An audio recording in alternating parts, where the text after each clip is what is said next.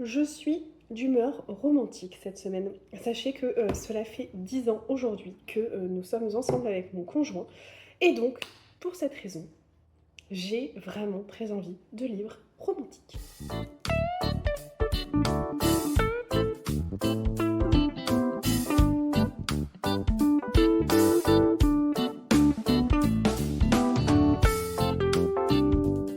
Hello! Bienvenue dans un nouveau carnet de lecture. Installez-vous bien confortablement et on est parti pour une petite demi-heure de blabla livresque. Vous l'aurez sans doute compris avec la petite introduction de ce carnet de lecture. Cette semaine, je vais vous proposer une semaine 100% romance. Je suis sur une humeur très romantique puisque cela fait 10 ans que je partage la vie de mon conjoint, ou qu'il partage ma vie, enfin bon voilà, bref. Et je n'en reviens pas en fait de me dire que ça fait 10 ans. Et du coup, j'ai très envie de lire de la romance, des romans un peu doudous, un peu entre guillemets facile à lire.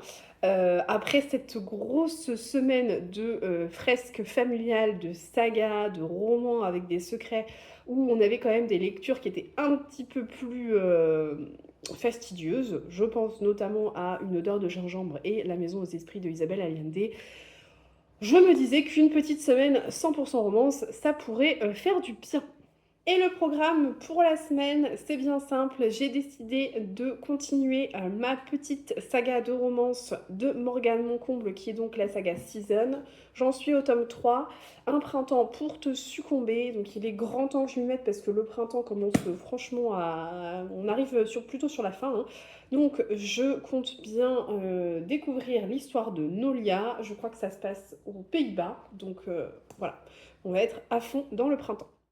Ensuite, je vous en ai parlé en début d'année, j'ai craqué pour un roman de Rebecca Yarros qui est donc In the Likely Event. On est sur une romance militaire, chose que je n'ai jamais lue. J'en ai entendu énormément de bien, surtout de la part de Laura du compte Les mots des autres, donc j'ai très hâte de me plonger dedans.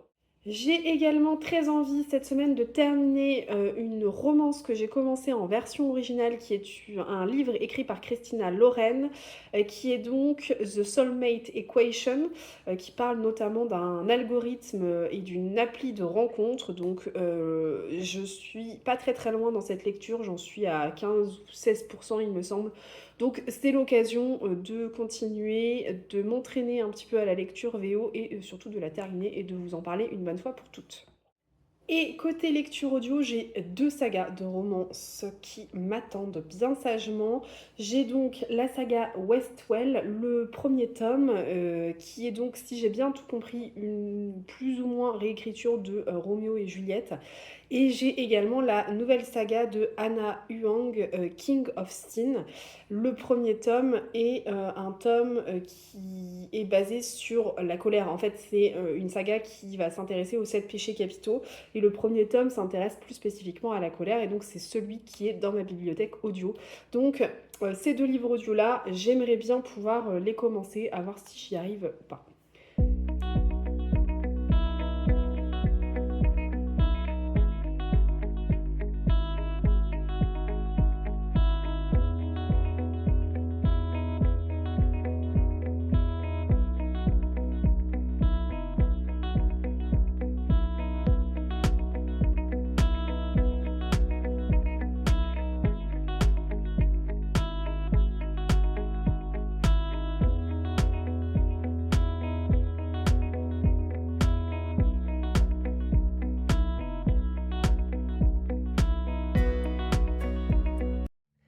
Hello, nous sommes samedi matin et je suis actuellement dans le golfe du Morbihan. On est en week-end chez mes beaux-parents et ce matin je suis solo. Je suis solo parce que ma petite fille dort encore et tout le monde est parti au marché. Donc je suis un peu bloquée ici, mais enfin c'est pas grave. Du coup j'ai pris avec moi ma liseuse et je suis en train de lire The Soulmate Equation de Christina Loren et je vous en ai un petit peu parlé dans les derniers vlogs, mais sans vous en parler très en détail parce que j'avançais vraiment à pas de souris. Donc là, aïe, je me mets vraiment dedans.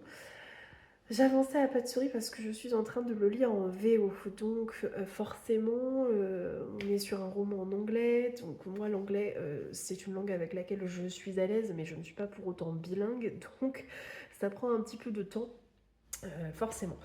Mais je trouve l'exercice plutôt sympa, plutôt intéressant, et même si c'est un peu frustrant parce que je lis un peu lentement, ça n'empêche que je trouve ça plutôt agréable de découvrir l'histoire en version originale. Donc voilà, donc il n'y a pas d'histoire de traduction ou autre, en plus c'est plutôt bien. On peut pas dire ah la traduction est pas terrible, non là c'est pas possible. Donc The Soulmate Equation c'est une rom-com, donc on est plutôt sur une romance contemporaine et c'est une rom-com qui aborde la thématique des sciences et des mathématiques puisque dans ce roman on fait la connaissance de Chase Davis et Chase elle est assez surdouée en mathématiques, enfin, elle aime beaucoup les maths et c'est une maman solo, maman célibataire. Elle vit avec sa fille Juno qui a 7 ans. Et bah, dans sa vie, elle n'a pas grand monde à part ses grands-parents sur qui elle peut compter. Elle peine un peu à joindre les deux bouts, elle a un peu des difficultés dans la vie. Elle peut compter sur sa meilleure amie Fizzy, qui est un drôle de personnage, qui est vraiment un personnage assez excentrique et qui apporte beaucoup de fraîcheur et de peps au roman. Et Jess, elle va avoir la surprise de... en fait, d'un point de vue sentimental, si vous voulez, elle est complètement à la ramasse. Hein, clairement, elle est à 0-0. Il y a rien qui se passe dans sa vie sentimentale. Jusqu'à ce que Fizzy, sa meilleure amie, l'encourage à s'inscrire sur une application de rencontre. Et en fait, elle va lui proposer de s'inscrire sur l'application Genetically, qui est une application qui va vous proposer des matchs avec des personnes en fonction de la génétique. En fait, c'est la compatibilité amoureuse par la génétique, en gros. Et elle va avoir la surprise de d'avoir un score terriblement élevé avec le docteur River Peña, qui est lui-même le fondateur de l'application Genetically. Voilà, je vous en dis pas plus parce que je pense que je vous en ai déjà dit pas mal vis-à-vis de ce qui est raconté sur la quatrième de couve, donc je veux pas vous en dire beaucoup plus. Mais ça commence très mal cette histoire parce que Jess, elle trouve le docteur River Peña terriblement arrogant, euh, très suffisant, un homme très hautain, et du coup elle ne peut pas trop l'encadrer. Donc en gros ça commence comme ça. Et franchement c'est très plaisant comme lecture, c'est très plaisant. J'en suis à peu près à 20% pour l'instant, donc j'en suis pas très très loin. Mais je trouve que on est très vite mis dans l'histoire. Jess est un personnage très attachant. Le personnage de Phoebe, comme je vous disais, sa meilleure amie, elle est très très drôle. Donc elle apporte le peps qu'il faut, la petite touche d'originalité qu'il faut au roman. Sa fille Juno est très mignonne, en fait, on s'attache très vite à elle. C'est une enfant de 7 ans, donc on a toute la naïveté d'un enfant. On a toute l'innocence des enfants qui est représentée à travers ce personnage-là. Et c'est vrai que pour l'instant, le docteur River Peña, on a un peu envie de lui filer des baffes parce qu'il est effectivement très suffisant, très, très hautain. Et très imbu de lui-même, un peu, vous voyez, le docteur River Peña, quoi, voilà. Et donc on le voit à travers les yeux de Jess, et franchement, c'est très bien fait.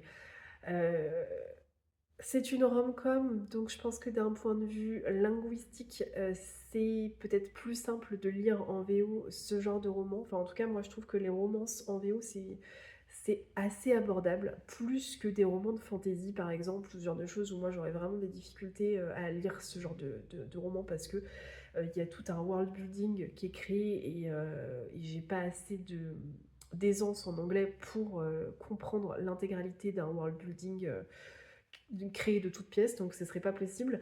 Mais par contre, une rom-com comme ça, avec un rythme pas forcément soutenu, mais un langage un peu familier, un langage qu'on utilise tous les jours, et ben ça le fait. Ça le fait, et si vous aimez l'anglais, que vous êtes à peu près à l'aise et que vous avez envie de vous lancer dans la lecture en VO, honnêtement, The Soulmate Equation, c'est vraiment pas mal pour commencer, je trouve. En tout cas, je suis assez surprise de moi-même, j'avoue, parce que je m'étais dit en le prenant sur liseuse que, comme d'habitude, j'allais me lancer et comme d'habitude, j'allais abandonner au bout de 10 pages parce que ça me saoulait de lire en anglais. Et en fait, non. non, pas du tout. Je suis bien dans l'histoire là, j'ai vraiment envie de continuer, de savoir ce qui va se passer pour, Jess et le docteur Peña et hem et puis voilà. Donc pour l'instant, en tout cas, c'est une bonne découverte et c'est une bonne entrée en matière pour cette semaine, 100 love, 100 amour et romance. Voilà. Je m'excuse, par avance si cette séquence vidéo, est un peu difficile à l'oreille pour vous parce que j'ai une voix extrêmement nasillarde. Étant donné qu'on est sur le printemps, bien évidemment, mes allergies reviennent et quand on est dans le golfe du Morbihan, j'ai des allergies qui sont très très exacerbées parce qu'il y a beaucoup de pollen bah, ici. Le pollen, c'est pas le grand amour avec moi, donc forcément. Donc voilà, donc bref, tout ça pour vous dire que je m'excuse pour cette voix nasillarde qui doit pas être très agréable à entendre pour vous. Bref, sur ce, je vais vous laisser là. Je vais continuer de lire tranquillement en attendant que ma fille se réveille et peut-être qu'avec un peu de chance, je pourrai quand même aller au marché et je pourrai aller rejoindre en poussette. Sait-on jamais. Bref. Allez, je vous dis à plus tard.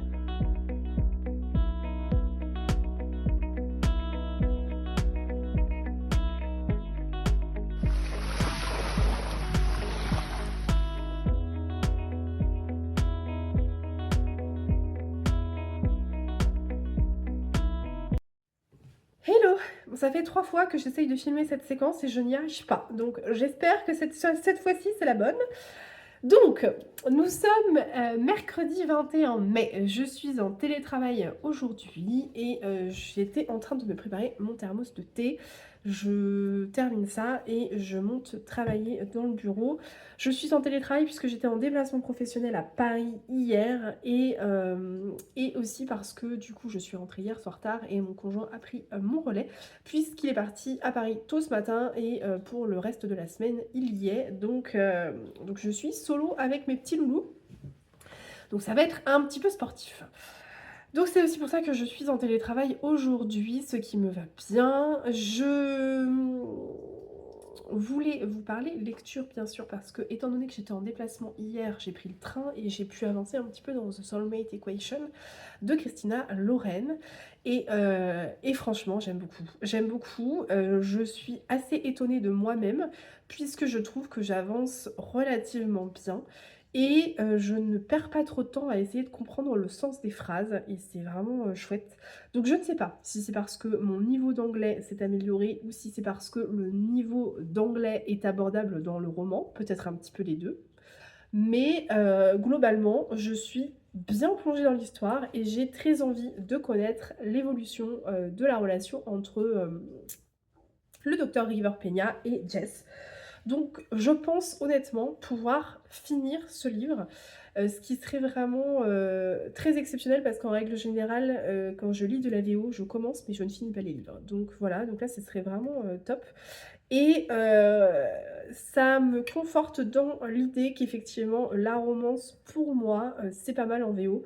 C'est le bon genre en tout cas pour lire en VO parce que ce n'est pas trop compliqué à comprendre. Donc je pense que si j'arrive au bout de cette lecture et si l'expérience a été satisfaisante, je continuerai à lire en VO, mais de la romance. Uniquement pour l'instant. Je vais pas trop me rajouter des bâtons dans les roues et je vais rester sur quelque chose qui fonctionne. Bien sûr, étant donné que j'ai eu pas mal de transport, j'en ai aussi profité pour débuter ces derniers jours mon livre audio, qui est donc le premier tome de la trilogie Westwell, écrite par Lena Kiefer. Il me semble que c'est une trilogie allemande, et on est sur une histoire qui nous plonge dans les secrets de l'Upper East Side.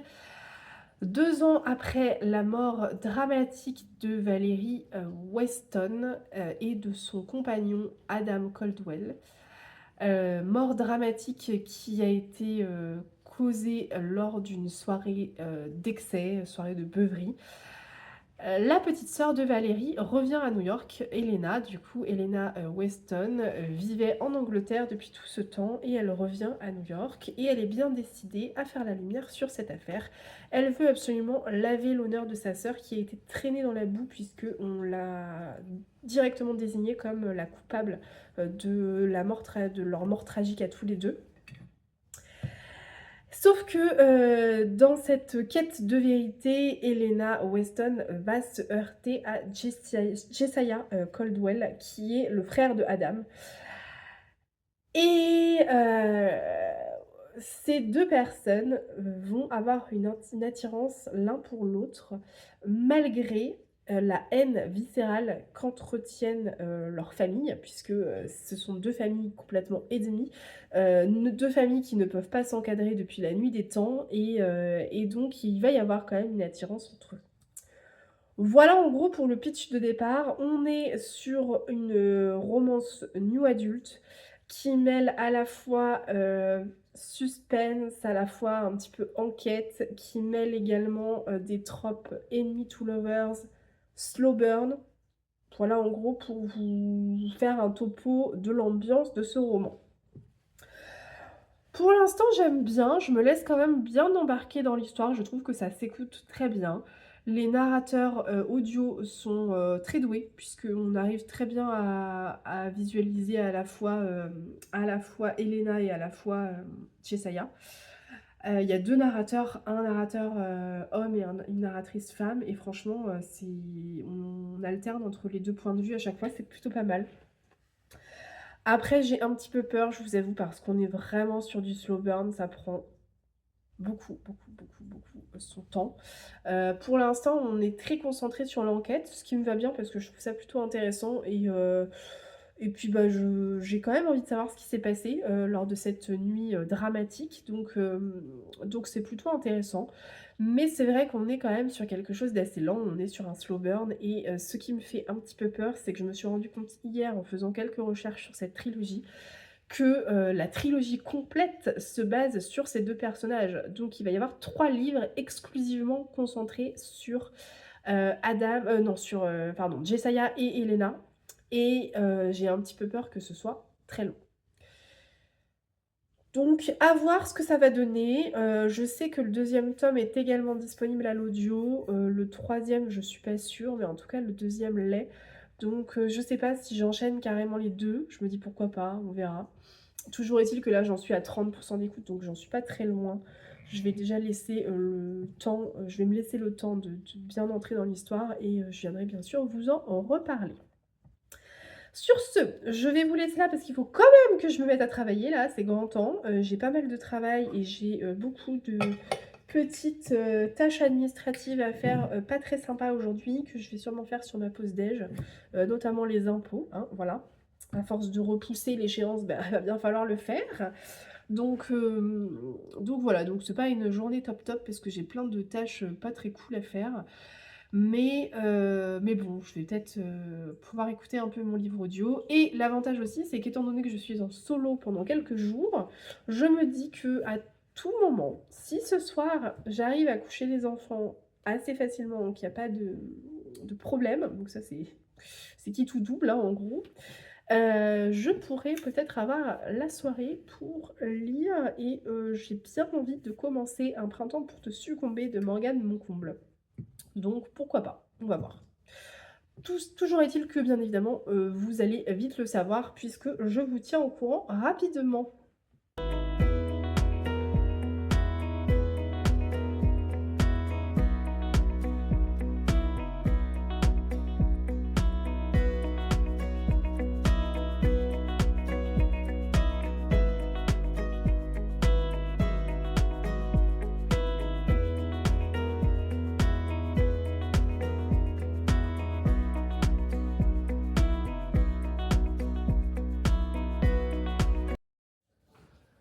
Hello, on est samedi, je vous prends très rapidement, c'est vraiment juste 5 secondes parce qu'on a plein de choses de prévues ce week-end.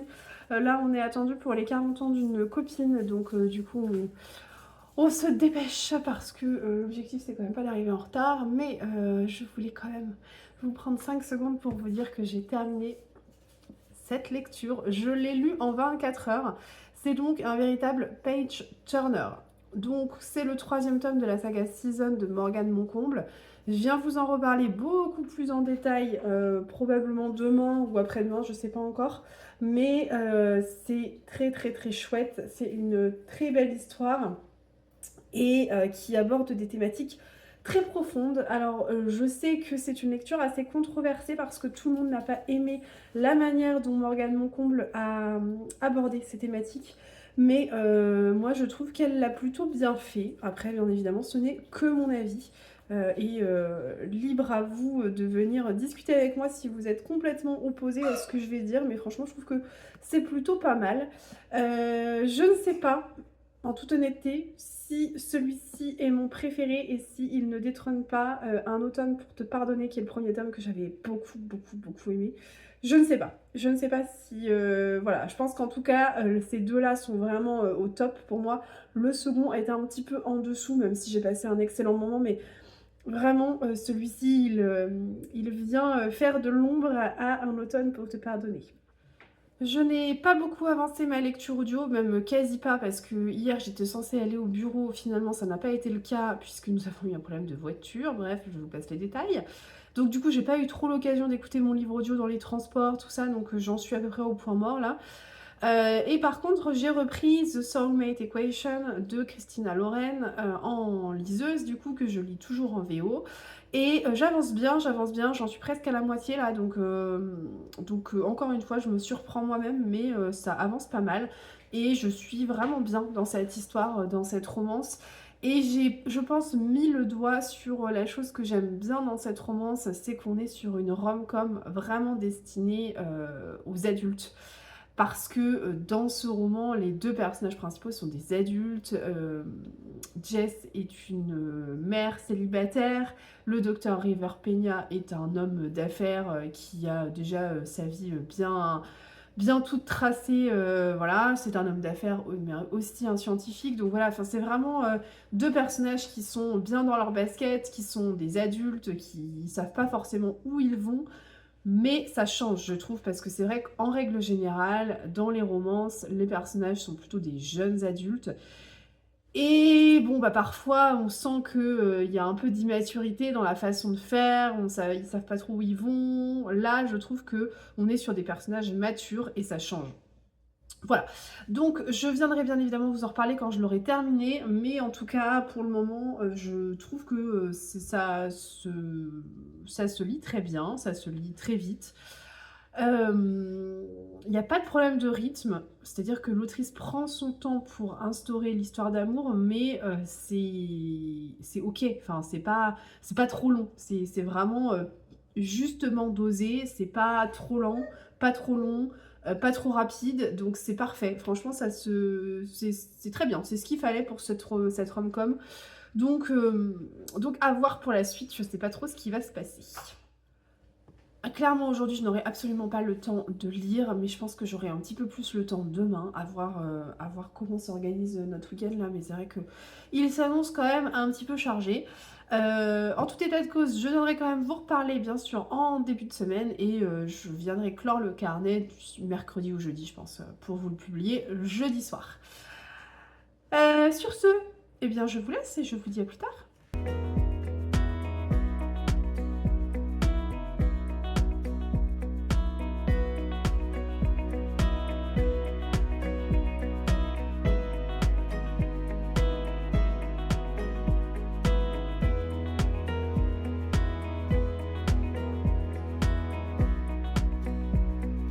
Hello, je viens clore ce carnet de lecture, nous sommes jeudi soir et j'ai pas mal de choses à vous dire avant cela, donc préparez-vous, j'ai 3 retours lecture à vous faire.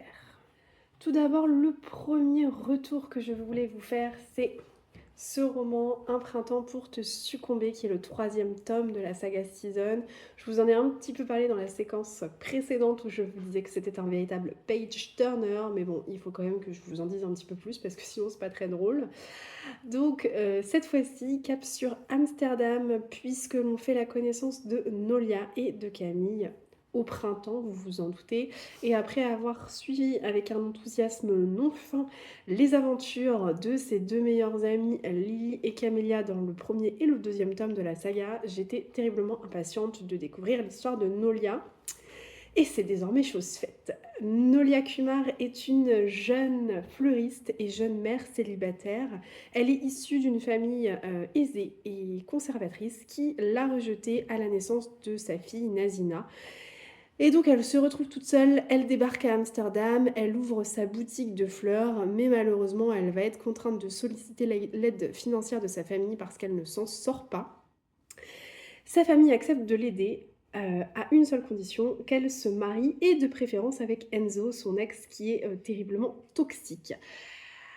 Elle, du coup, pour s'en sortir, elle prétend qu'elle est déjà fiancée et elle va conclure un pacte avec Camille Levesque, un milliardaire fondateur d'une application d'escorting qui est très souvent sous le feu de la presse à scandale en raison de sa réputation sulfureuse, sa réputation de bad boy un peu. Et de son côté, en fait, il voit en cette relation la possibilité de redorer un peu son image et de redorer un peu son blason, de stabiliser sa vie professionnelle et surtout de rassurer ses investisseurs et toute la sphère qui gravite autour de lui. Cette new romance aborde des thématiques profondes et délicates. Elle aborde notamment la thématique des relations toxiques, le revenge porn, la pression sociale et familiale, la reconstruction personnelle, le sujet des travailleurs du sexe également. Ce sont des sujets extrêmement sensibles qui sont traités avec grande justesse et avec une réelle empathie. Et vraiment, c'est très bien fait. Comme dans les deux premiers tomes, Morgane Moncomble brosse des portraits de personnages particulièrement bien construits. Nolia est à la fois vulnérable et incroyablement forte. Elle puise en elle une énergie remarquable pour protéger sa fille Nazina, mais également pour défendre son amour naissant avec Camille. Et Camille, quant à lui, est un book boyfriend presque parfait, il faut quand même le souligner, et il est à la fois déterminé et charismatique, et il est prêt à tout pour accomplir ce qu'il croit être sa destinée. Leur relation est un parfait mélange entre tension, entre séduction, complicité et tendresse, et ça c'est pour notre plus grand plaisir. Alors oui, certains passages sont un peu excessifs, certains événements manquent parfois cruellement de réalisme. Cette idée de destinée m'a parfois fait lever un sourcil, parce que bon, j'étais moyennement convaincue. Mais malgré cela, cette romance qui fonctionne, cette romance qui est basée sur le fake dating et sur la proximité forcée, fonctionne vraiment à merveille. C'est addictif, c'est sensuel, c'est émouvant et c'est profondément divertissant. Bref, pour conclure, on est sur une romance intense, pleine d'émotions et de passion, qui aborde des sujets forts mais sans jamais perdre en légèreté. Encore une fois, Morgane Moncomble frappe très très fort. Et si vous aimez les fausses relations qui deviennent quand même très réelles, eh bien foncez, ça ne peut que vous plaire, c'est une petite pépite. Petite précision parce qu'on m'a posé la question sur Instagram, oui, vous pouvez lire les tomes de la saga Season complètement indépendamment les uns des autres parce que chaque tome se concentre sur une des 4 amies du groupe et chaque tome aborde vraiment, enfin se focalise vraiment sur le couple et on ne connaît pas l'histoire des autres amies. Donc si celui-ci vous fait envie, mais que les 2 premiers ne vous tentent pas plus que ça, vous pouvez complètement lire celui-ci sans avoir lu les 2 premiers. Ça ne vous empêchera absolument pas de comprendre l'histoire. Donc, franchement, allez-y. En toute honnêteté, celui-ci, il se place en tête de liste avec Un automne pour te pardonner que j'avais vraiment beaucoup aimé. Un hiver pour te résister est très bien, mais je trouve quand même qu'il est moins original que ces deux-là. Donc voilà. C'est mon avis, bien sûr.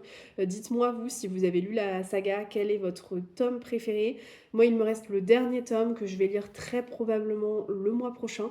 Et après, j'aurai terminé cette saga. Mais je pense que, bon, même si sauf, on va dire, si le 4e tome est exceptionnel, mais sinon, je pense que mes préférés et mes chouchous seront vraiment le premier et le 3e. En ce début d'année 2025, on peut dire que je n'ai pas eu beaucoup de coups de cœur. Pour être entièrement honnête, ça m'a même un petit peu inquiétée parce que j'en ai eu pas mal des coups de cœur sur 2024 et sur 2025, bon, il n'y a pas eu énormément de romans qui se sont démarqués. J'ai eu un coup de cœur, au tout début de l'année pour le roman La Baronne perchée que j'ai adoré. Franchement, c'était, d'une émotion, d'une émotion incroyable et ce roman m'a vraiment marquée. Après, j'ai fait des très bonnes lectures, certes, mais rien de terriblement transcendant et rien de terriblement original. Donc, pas de coup de cœur, plus que ça, jusqu'à hier. Et alors là, je suis tellement contente de pouvoir parler de ce roman parce que j'ai adoré, j'ai adoré. Je ne vais pas faire durer le suspense très longtemps. In the Likely Event de Rebecca Yarros et oh, incroyable, incroyable ce roman. Impossible de passer à côté de cette romance contemporaine dont tout le monde parle, entre les polémiques qu'elle a suscitées et son succès retentissant qui va lui valoir une adaptation cinématographique très bientôt. Ma curiosité a été très clairement piquée et je n'avais jamais lu de romance dans l'univers militaire et ce qu'on peut dire c'est que ça m'a terriblement marquée. Izzy et Nate se rencontrent lors d'un crash d'avion en 2011, un événement qui va les lier à jamais. Au fil des années, ils se recroisent, mais sans jamais vraiment construire de véritables relations, chacun étant pris dans sa vie, elle en politique, lui dans l'armée. Et 10 ans plus tard, leurs chemins se recroisent en Afghanistan et ça va raviver leurs sentiments. Je ne vous en dis pas plus parce que c'est un véritable petit bonbon qui se découvre et qui se savoure. Alerte au coup de cœur, je me suis laissée totalement emporter dès les premières pages par cette histoire d'amour à couper le souffle. In the Likely Event m'a bouleversée, m'a transcendée et clairement, je n'en ressors pas indemne. Tout y est parfaitement orchestré, le rythme est haletant, il y a une alternance brillante entre scènes tendues, moments d'émotion brute et passion incandescente. Aucun temps mort, pas un seul faux pas, c'est génial. Izzy et Nate forment un duo d'une intensité rare. Ils sont tous les deux portés par un charisme magnétique. J'ai tremblé pour leur sécurité, j'ai ressenti leurs doutes, leurs espoirs, leurs douleurs. C'est une histoire d'amour qui m'a touchée en plein cœur. Au-delà de la romance, Rebecca Yarros, elle aborde des thématiques très profondes, encore une fois, avec justesse et sensibilité. Elle aborde le stress post-traumatique, le retrait des troupes américaines d'Afghanistan, la réalité du quotidien des militaires, la peur omniprésente qui les accompagne. C'est effectivement très tourné vers l'armée, mais c'est extrêmement intéressant. Cette histoire, c'est une histoire marquante, inoubliable, du calibre de West Side Story ou de Dirty Dancing, clairement. Et maintenant que je sais qu'elle sera adaptée à l'écran, je n'ai qu'une seule envie. J'espère vraiment qu'ils sauront retranscrire la passion dévorante entre Nate et Izzy avec beaucoup de réalisme. On verra ce que ça donnera. In the Likely Event mérite d'être lu, d'être partagé et d'être célébré. Franchement, pour être honnête, pour moi, c'est l'une des plus belles histoires d'amour que j'ai pu découvrir.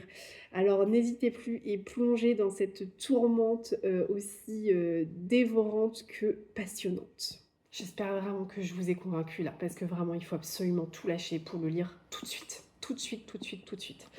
Un grand merci à Laura du compte Les mots des autres parce que c'est elle, avec sa chronique, qui m'a donné envie de le découvrir.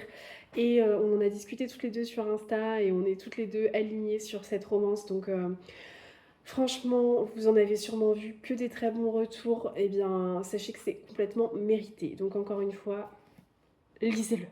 Ensuite, je n'ai pas grand-chose de plus à vous dire sur The Soulmate Equation parce que je ne l'ai pas terminé. J'ai bien avancé, mais je n'ai pas terminé. En tout cas, sachez que pour le moment, je suis toujours dans la même lignée que ce que je vous ai dit en début de carnet de lecture, c'est-à-dire que c'est une comédie romantique qui est très agréable à lire, qui se lit très bien en VO. Et si vous avez envie de vous lancer dans ce genre-là, je pense que celle-ci sera parfaite. Je ne sais plus si je vous l'ai dit, mais si vous n'êtes pas très fan de la VO, sachez que c'est une rom-com qui est traduite en français, donc n'hésitez pas. Et pour ce qui est de ma lecture audio, qui est donc Westwell, le tome 1 de Lena Kiefer,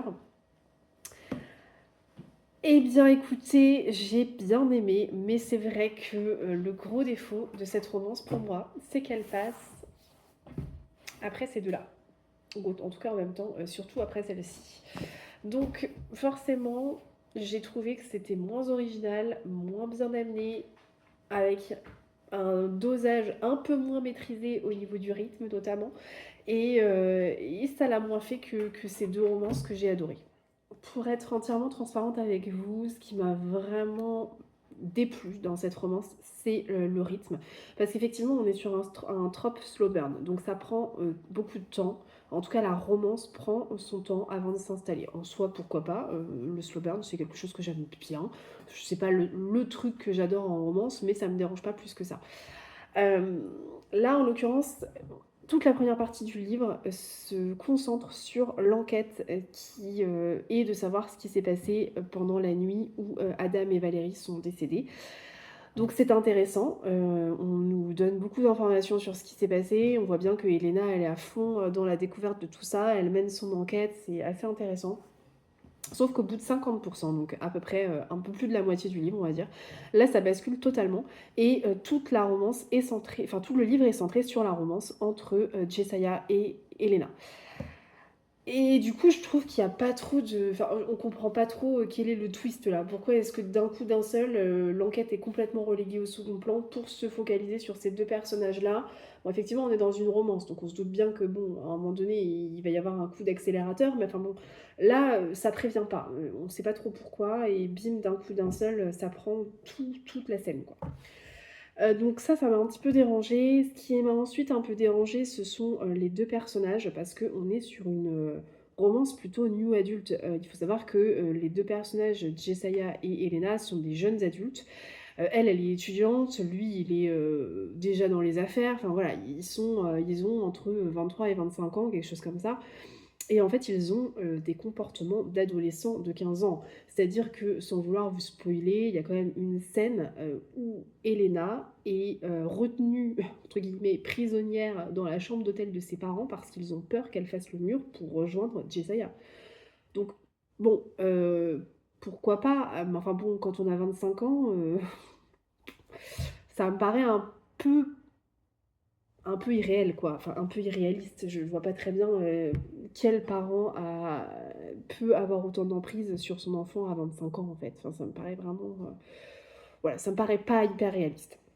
Donc ça, j'avoue que ça m'a un peu freinée.